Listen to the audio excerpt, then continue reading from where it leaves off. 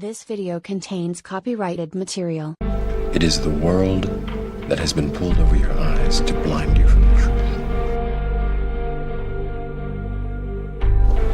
What truth?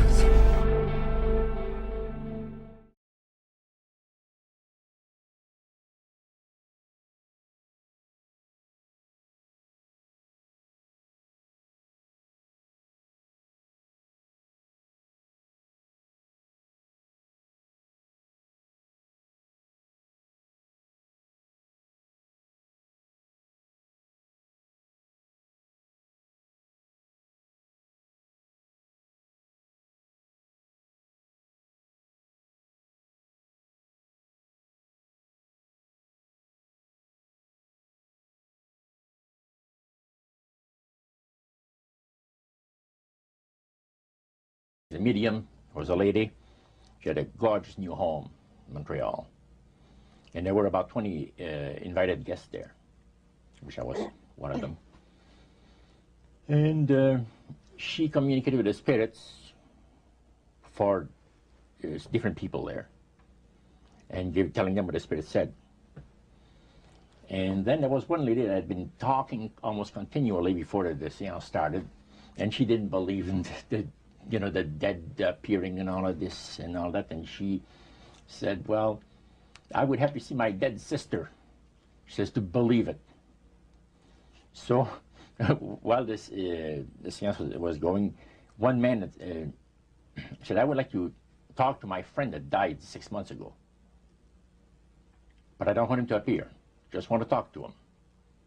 Because he says, I don't trust you talking to my friend for me. So the medium says, let me inquire of the spirit. Yeah, the spirit will talk with you. And that big masculine voice was heard in the place. It says, hi, Frank. It's nice of you to ask for me to talk with you. And they had a little chat. And after it was over, Frank says, this is the greatest thing on earth, to be able to talk with the spirits of the dead. Then the medium said, we have a very special surprise tonight for you people. A spirit will manifest itself openly here in a few minutes. And it's like a big gust of wind hit the building and right through the wall. Now the lights weren't terribly bright, but they were like living room lights. A couple of floor lamps and maybe some of these. And that translucent being seemed to come right out of the wall. How did you feel right at that moment? It's almost like my heart stopped a little bit. Very weird feeling. It was a lady in a beautiful evening gown, swirling. And she said to Mary, my dear sister, you are so wonderful to have asked for me. And Mary fainted and fell right off her chair on the floor. And a couple of guys jumped up and picked her up, and spirit gone. And that was the beginning of it. So he said the supposed spirits of the dead that you're talking with are demon spirits. Your fallen angels. You're beautiful beings. Just set it out, just like that. Oh, yeah. It didn't make you uneasy when he said they were Well, just it shocked you a little bit, something that you first hear mentioned to you. He said, you guys have got a great future ahead of you.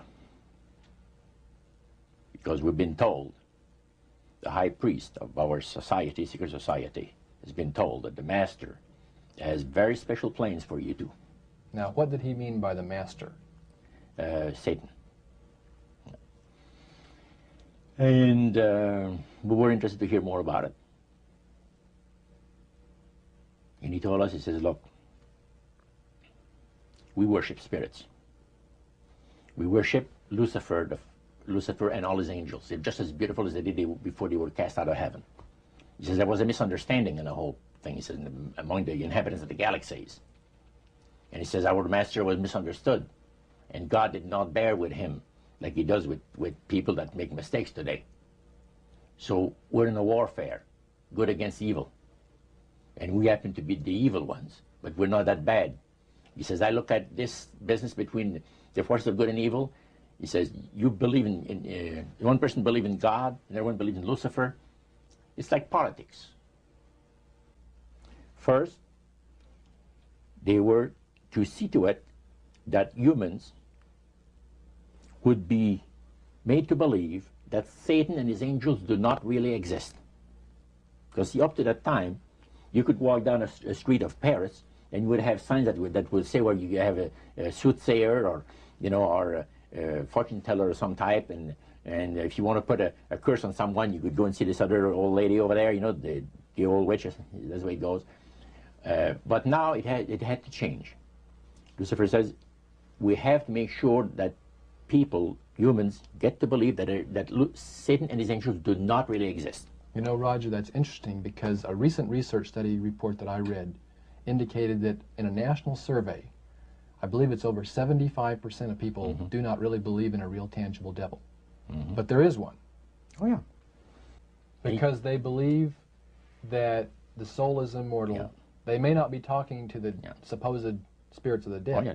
Contrary to popular belief, necromancy does not consist of conjuring the spirits of the dead. The reason being that man is totally mortal and does not possess an immortal soul. So who are they talking to? He says, the friendly demon spirits that have always found over the centuries great delight in impersonating in apparitions departed loved ones and persons of great renown. We are going to try something with the dark side with you right now, and what I want you to do is think of somebody that you know who's passed away, who is on, let's say, the other side, and also the age that they were when they passed on, and bring back all the emotions associated with that person. In other words, also what they look like and, perhaps the type of personality that they had. Now, very often spiritualists and psychics in older times and even in modern day times, they use various implements, tools to contact the other side. And we are going to try an experiment using those now. I've got these. These are known as spirit slates, but really they're just kind of child's slates for writing with chalk and so on. And we're going to use these with you right now. So I want you to just go ahead and put your initials on that slate for me, because in a moment your eyes will be closed. And I want you to know when your eyes are closed that I can't swap those or change them in any way. Does that make sense to you? Yeah. Okay, do the other side as well there. Just go ahead and... there we go. Okay. And I'm going to take this piece of chalk and place it between the slates. Let's get that in there. Okay, and you'll hold on to both of these and your eyes will be closed, but not yet. Don't close your eyes. I need you to hold on to those with just one hand if you can, so maybe like that. Just one hand? Just one hand, okay. Yeah, so either hand, whichever hand's comfortable. Perfect, you got the slates. And over here I've also got a bell. This is just a child's bell or a school bell. It's important, people out there might be thinking it's tricked in some way. It's not, it really is just a child's bell. It's like a little bell. Yeah, so put out one of your fingers of this hand, just put out a finger. I'm going to dangle that off your finger, and as I said, in a moment your eyes will be closed. Like so, and just curl that into a fist for me so it doesn't fall. Perfect. Now in a moment we're going to ask, is there a spirit present? Okay, and hopefully something interesting will happen. Now there's only one of two things that could happen in a moment. If that bell rings, and the idea is that a bell will ring if there's a spirit present, that bell is either ringing because you're ringing it, or because a spirit's ringing it. They're the only two possible real explanations for this. Sure. Okay, so just look at me, concentrate and focus on this person, whoever they are. Take a deep breath in and out, and just close your eyes for a moment. Make sure you hold on to both of those. Actually close your eyes properly. There you go. Just relax all the way down now. Just relax. And as you focus on this person, focus on who they are, what they mean to you. Immediately I get a sense from you and a feeling that very often people go for their grandparents or perhaps a parent or a relative. You didn't go with any of those. This is a younger generation person. Is that correct? Yeah. Yes? Okay. I'm sensing that you were very close and bonded with this person. You had a lot of fun times. I'm not too sure. I'm actually not sure at all whether it's a man or woman. But open up your eyes. Does what I just said make sense to you? Okay. Focus on the bell. Now hold the bell up here. Okay. And in your mind now, I just want you to focus whether the person's a man or a woman. If there's a spirit present, and if you truly are present, I want you to ring that bell for me now, please. Now, did you ring that bell? No. Well, someone or something rang that bell right there. No, I didn't ring it. Oh God, okay. Okay, well, focus on the age of the person. Focus on the age. What age? Oh, are you a man or a woman? Focus on whether the person's a man or a woman. If you're a man, ring the bell for me now, please. Okay, nothing there. If you're a woman, ring the bell for me now, please. So you're thinking of a woman? Yeah. Okay, this is a woman.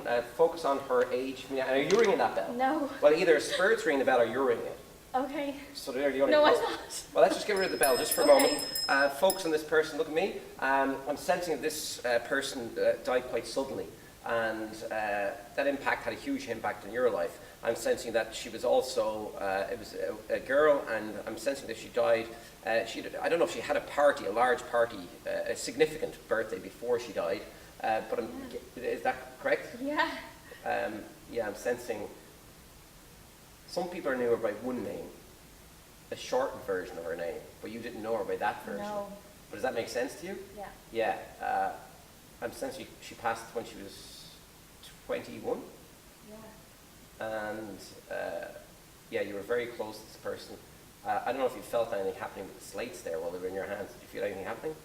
No, well, I'm kind of in shock, so I don't know what's going on. Well, you've had those slates. No, nothing's happened so far. Okay, for the first time, I want you to actually, well, do you want to name the person out loud or not? That'll be your choice. Well, I can tell you her name, yeah. Yeah. And her name's Rebecca. Rebecca, and she passed when she was 21, so everything that came out Yeah. there was correct. Yeah. Well, let's just take a little sneaky look inside here. Because there's writing now where there was no writing before. I want you to read that. Oh my God.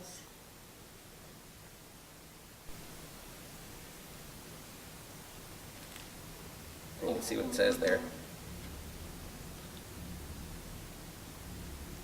No, like that's not that's. Oh my God. And now that demon is communicating back to the demon that's in the psychic. It's a demon hotline. Not a psychic hotline. You have two demons communicating back with each other what the other person is doing. You know, it amazes me when these people that go to these seances, and that's where you have a medium where this person is supposed to be in contact with this never world. And one of the spirits from one of your family members have passed on into this world, and you try to contact them. And it amazes me because then all of a sudden, only Bill would have known that. It's amazing. Nope. The spirits that were around Bill that are familiar with him intimately knew that too. Okay, now what I want you to do is I want you to go through the book. I want you to select a word. Any word you like. Don't tell me what the word is. Have a word in your mind. Close the book up. Put it on the table. Okay. Okay, I'm not gonna look. I'm gonna cover my eyes. All right? Get a word in your mind. Do you have a word in your mind? Yes, I do. You do? Okay, put it over there. It doesn't matter. I want you to see each letter in the word right now. See the first letter here, then go to the second letter, then another. You're at an H right now, am I correct? There's Yes. an H. There is an H.